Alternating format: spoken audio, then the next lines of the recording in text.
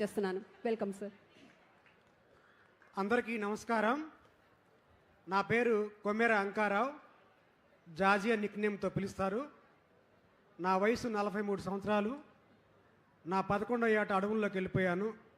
నల్లమల్ల అడవిలో సుమారుగా ఇప్పటిదాకా 2 లక్షల ఎకరాల్లో ఉన్న ప్లాస్టిక్ వ్యర్థాలు మొత్తం ఏరి పడేసి బయట పడేశాను. తర్వాత ఇప్పటిదాకా కొన్ని కోట్ల విత్తన బంతులు నల్లమల్ల అడవిలో చల్లాను. అలాగే ప్రతిరోజు అడవుల్లో 20-30 కిలోమీటర్లు తిరిగి అడవుల్లోకి ఎవరిని రానివ్వకుండా అడవి కాపలా ఉంటాను. ఏ వృక్షాన్ని నరకకుండా, ఏ వన్యప్రాణిని చంపకుండా కాపాడుతూ ఉంటాను.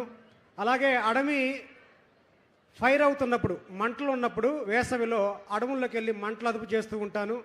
నన్ను ఆంధ్ర ఫారెస్ట్ మ్యాన్ అంటారు. నేను ఈ ఆంధ్రాలో పుట్టడం నా అదృష్టంగా భావిస్తున్నాను. అయితే నాకు స్ఫూర్తి ఎవరు అంటే, మా చిన్నతనంలో ముఖ్యమంత్రి నారా చంద్రబాబు నాయుడు గారు నీరు చెట్టు లాంటి, జన్మభూమి లాంటి ఎన్నో కార్యక్రమాలు పెట్టారు. అప్పుడు మేము చిన్నపిల్లలం సార్. మీరే మాకు స్ఫూర్తి. మీ అడవుల్లోకి వెళ్ళి అడవిని కాపాడుతున్నామన్నా, పచ్చదనం చేస్తున్నామన్నా మాకు మీరే స్ఫూర్తి. అయితే నాకు చిన్న కోరిక, భగవంతుని ప్రకృతిని కోరుకుంటున్నా సార్. మీ వయసు తగ్గాలి. మీ వయసు తగ్గితేనే బాగుంటుంది. ఆంధ్ర భవిష్యత్తు మీ చేతుల్లో ఉంది సార్.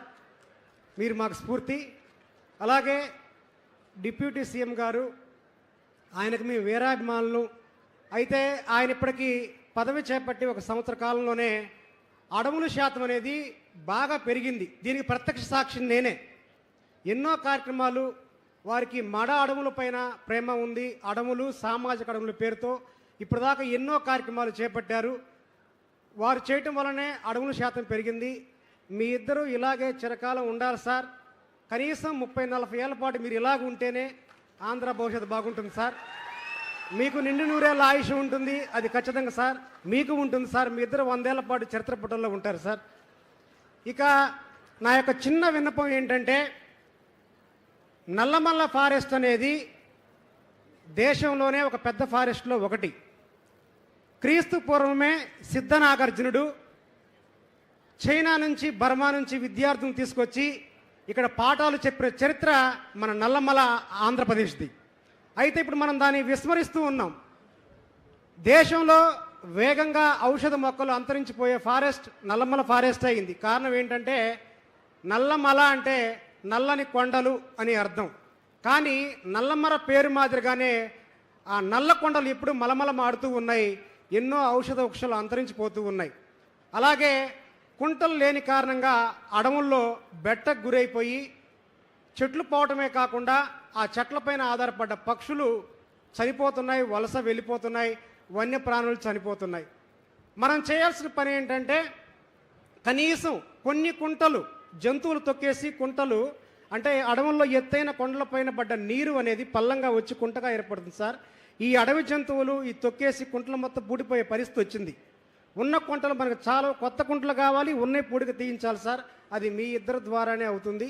అలాగే మనం వీకెండ్ పార్టీలు, సండే పార్టీలు, వన భోజనాలు, ఇలా రకరకాలుగా మనం అడవుల్లోకి వెళ్ళిపోతూ ఉన్నాం. అడవుల్లో ప్లాస్టిక్ వ్యర్థాలు తినిపడేయటం వల్ల ఎన్నో వన్యప్రాణులు చనిపోతున్నాయి. దయచేసి ఇక నుంచి ఎవరైనా అలాంటివి చేయకూడదు. మనందరం ఒక ప్రథమ బాధ్యతలాగా ప్రకృతిని సంరక్షించుకుందామని చెప్పి నా మనవి. అలాగే విత్తనాలే విత్తములు, విత్తనాలే ధనం అనే ఉద్దేశంతో మన తెలుగు రాష్ట్రాల్లో 5,000 రకాల మొక్కలు ఉన్నాయి సార్. కానీ మనం వాటిని చాలా కోల్పోయాం. ఒక చెట్టుకి 1000 కాయలు కాస్తే 1000 కాయలు ఆ విత్తనాల ద్వారా విత్తన బంతులు తయారు చేసి మనం 1000 వృక్షాలను మనం మొలిపించవచ్చు సార్. తొలకరి జల్లు సమయంలో ఎత్తైన కొండలు, గుట్టలు, కుంటలు, మైదాన ప్రాంతాలు, పలచని అడవుల్లో మట్టి, ఎరువు సమానంగా కలిపేసి మనం తినిపడేసిన ఏదైనా ఒక నేరేడు కానీ, సీతాఫలం కానీ, ఏదైనా ఒక విత్తనాన్ని మనం చుట్టూ కనుక మనం చల్లినట్లయితే కనీసం మనం 100 చల్లితే అందులో 4వ వంతు ఒకటైనా ఖచ్చితంగా మొలుస్తుంది సార్. ఇలా మనం కొన్ని కోట్ల విత్తన బంతులు, ఎలాంటి శ్రమ ఉండదు, బడ్జెట్ కూడా తక్కువ, అలా చేయటం ద్వారా వేగవంతంగా మనం అడవుల్ని వృద్ధి చేసుకోవచ్చు. ఈ విత్తనాలే విత్తములుగా మనం కాపాడుకోవాలని చెప్పి నా యొక్క చిన్న మనవి. అలాగే సార్, నల్లమల్ల అడవి దేశంలోని ఎక్కువ కాలుతున్న అడవి.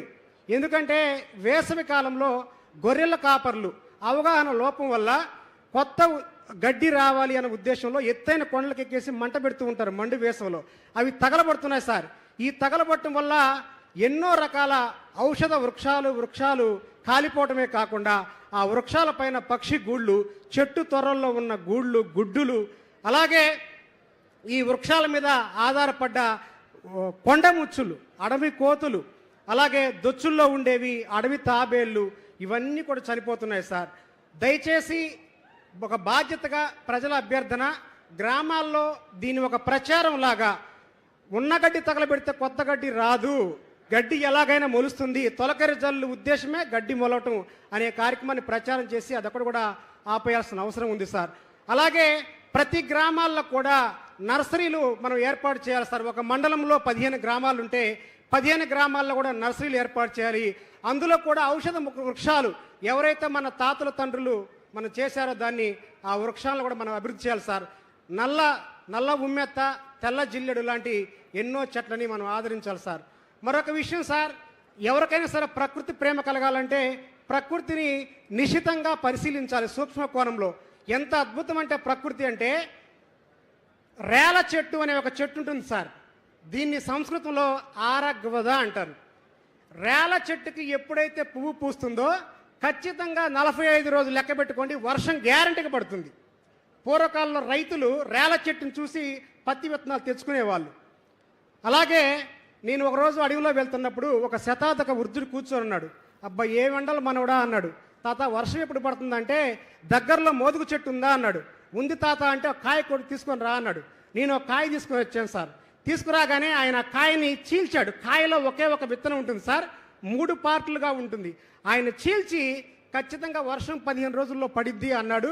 ఖచ్చితంగా 15 రోజుల్లో వర్షం పడింది సార్. ఎలా చెప్పావు తాత అంటే ఆయన చెప్పింది, రేల చెట్టుని మోదుగు చెట్టుని మనం చీల్చినప్పుడు విత్తనం కింద భాగంలో ఉంటే 45 రోజుల్లో వర్షం పడుతుంది, విత్తనం మధ్య భాగంలో ఉంటే 30 రోజుల్లో వర్షం పడుతుంది, విత్తనం పై భాగంలో ఉంటే 15 రోజుల్లో వర్షం పడుతుంది అని చెప్పాడు సార్. ఏ శాస్త్రవేత్త కూడా లేదు సార్. అలాంటి ఎంతోమంది వృద్ధులు చనిపోయారు సార్. ఒక వృద్ధుడు చనిపోతే ఒక లైబ్రరీ కాలిపోయినట్టే. మన వృద్ధుల్ని గౌరవించుకోవాలి, అలాంటి గ్రామీణ జ్ఞానాన్ని మనం సేకరించుకోవాలి సార్.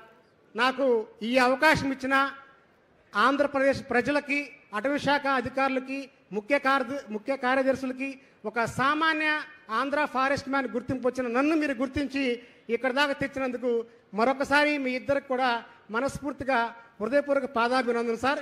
మీరు ఇలాగే ముందుకు వెళ్ళాలి, మేము ఇలాగే ఆనందంగా ఉండాలి, అడవి తల్లి పచ్చగా ఉండాలి. జై ప్రకృతి, జై కూటమి ప్రభుత్వం. Thank you sir. అమూల్యమైన తన అనుభవాలతోటి ఇప్పటి వరకు మనందరినీ మంత్రముగ్ధుల్ని చేసిన శ్రీ కొమెర అంకారావు గారికి ధన్యవాదాలు తెలియజేస్తున్నాము. ఎక్కడెక్కడైనా సరే ఆ విజ్ఞానానికి పుస్తకాలు అవసరం లేదు, అనుభవమే అపారమైన జ్ఞానాన్ని అందిస్తుంది. ప్రస్తుతం ప్రపంచ పర్యావరణ దినోత్సవాన్ని పురస్కరించుకుని భూక్య లావణ్య నాయక్ 10వ తరగతి చదువుతున్నటువంటి జిల్లా పరిషత్ హై స్కూల్